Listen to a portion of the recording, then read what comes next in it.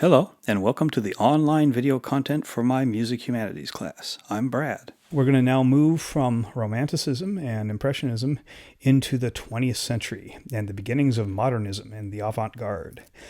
And it's interesting, to a large extent, what happened to music through the course of the 20th century, at least to my way of thinking about it, kind of relied upon several composers that were active right at the beginning of the 20th century and did the change from Romanticism to this new modern paradigm.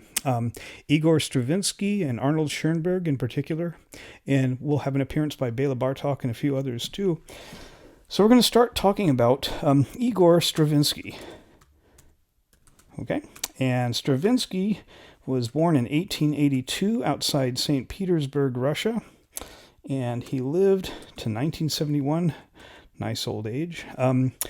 His father was a principal bassist in the St. Petersburg Symphony, so he had a very musical background. And they obviously were from nobility, and he showed, again, kind of precocious nature, becoming very adept at music at an early age. So they got him some good training. And in fact, he studied with Rimsky-Korsakov there in St. Petersburg and learned a tremendous amount about orchestration from him. So, he was kind of a comer, on the scene. And there's this guy named Sergei Diaghilev. Okay, I'll spell that out. Dighilef. Okay, I'll give you the first name too. And he was like this impresario, and he had this thing that he presented in Paris every year called the Ballet Russe, which was enormously popular. I mean, it's the Russian ballet, and the Parisians just loved this. And he was always on the lookout for something new and exciting, especially representing, that's that strain of nationalism again, Russian music. And he'd heard about Stravinsky from Rimsky-Korsakov, and in 1910 commissioned a ballet score from Stravinsky. And Stravinsky wrote a score for a ballet called The Firebird. Ooh, Fireboard. Okay. And the Firebird was enormously successful. They knew they had a big hit on their hands, and partly because it was still pretty much a romantic piece. He was still working in a very tonal idiom at this point. And it also just pulled out all the stops in terms of orchestration and just the way the music presented itself. Again, go online to the website and you'll be able to hear quite a bit of this. I'm just going to play you the finale because it's just a glorious piece of music, right in that firm Russian five almost tradition, even though Stravinsky came much later than those guys. So here it is. This is the finale for The Firebird.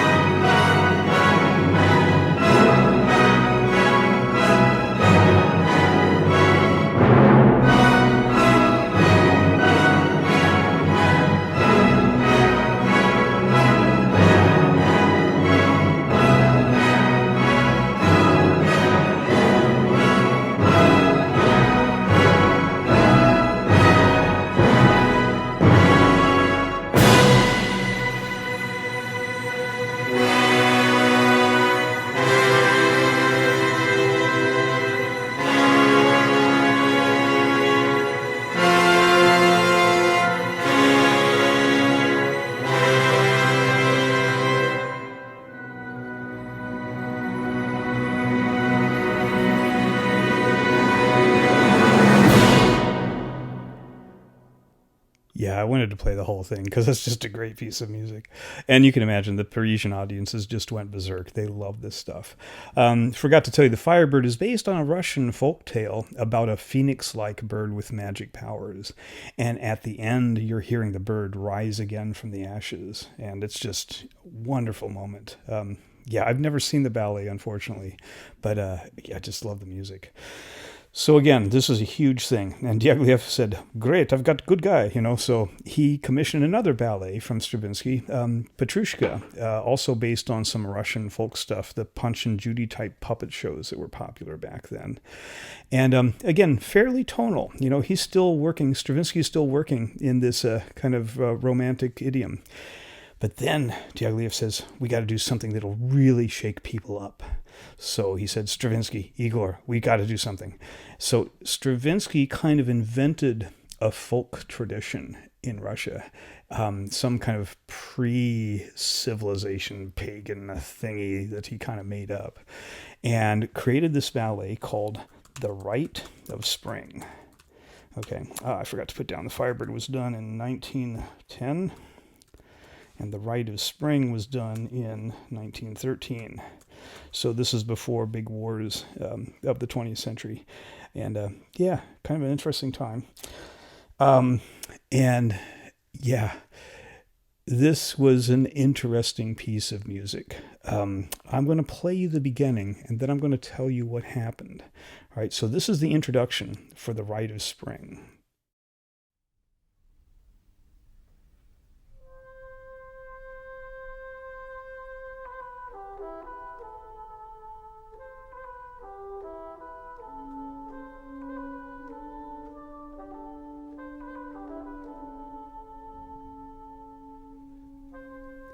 Okay, right off the bat, it's kind of weird.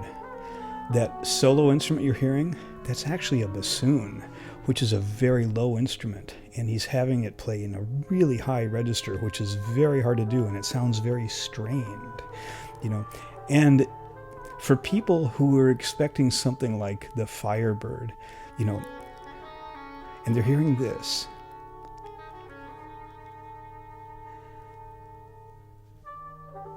most of the audience didn't know that the ballet had actually started. They thought the orchestra was still tuning up because this didn't make a lot of sense to them musically.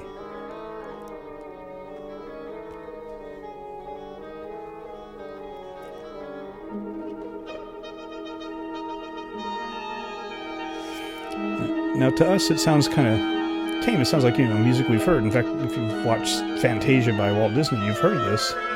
But, for somebody who is expecting something very Russian and very Firebird-like, yeah, this wasn't what they paid their money for.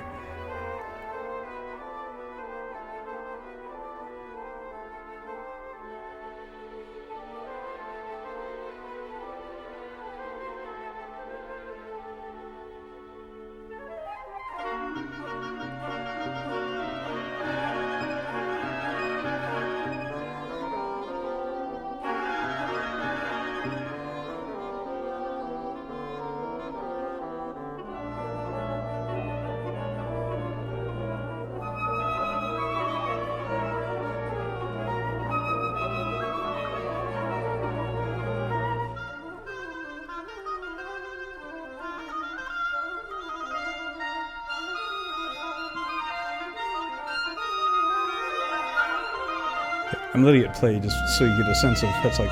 Now it's right about here that people begin to think, they're starting to play, and they begin to question what's going on here.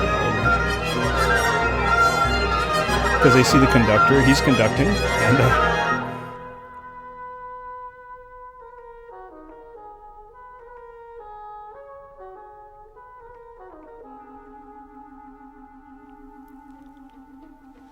and now the curtain starts to open.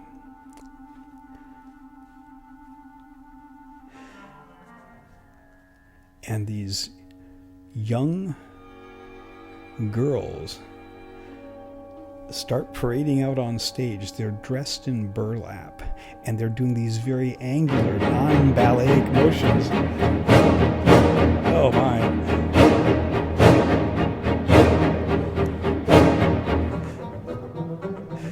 So they're kind of tromping around the stage, to this music. This is not Wagner sort of weird tonality. This is anti-tonality. This is atonal music. And right about now, the audience started to riot. And half of the audience said, this is really cool. We think this is like the bold music of the future. The other half said, I want my money back. This is total nonsense. And Nijinsky, who was the choreographer, again, Diaghilev was pulling out all the stops on this.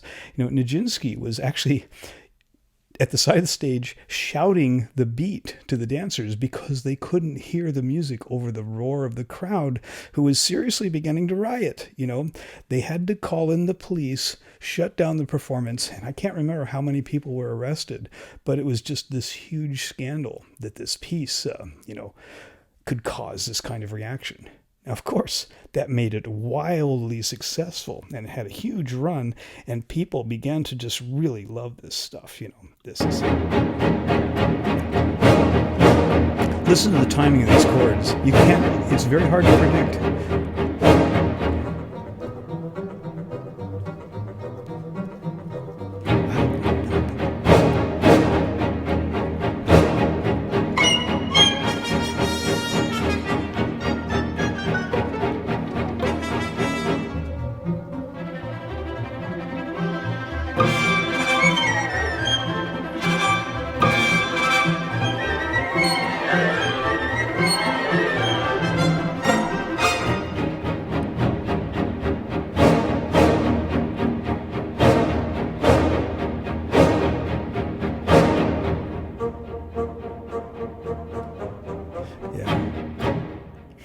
It's amazing music, and the ballet ends with a human sacrifice. Well, not a real one, obviously, but this huge, intense, very dissonant, and in fact, that chord that he's playing there, that's